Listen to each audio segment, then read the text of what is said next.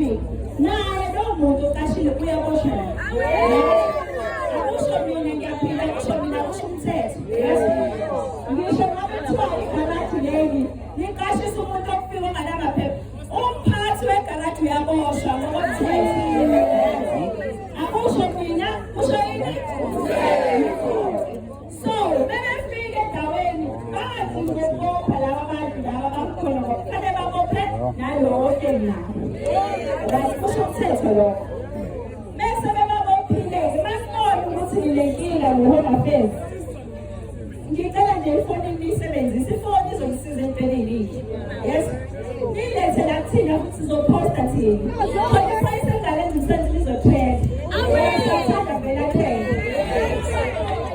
Ngoba ukwazi ukuthi thina sihlupheka kangaka wena ukhona umsebenzi awenzi.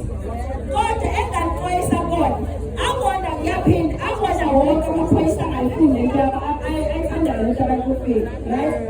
Wonke ama-police stations ahambayo bakhona sonke isikhathi amaphoyisa afuna ukusebenzisana nani. Bambelelani kulawo maphoyisa. Lawo iwona azomsiza. Ngiyakutshela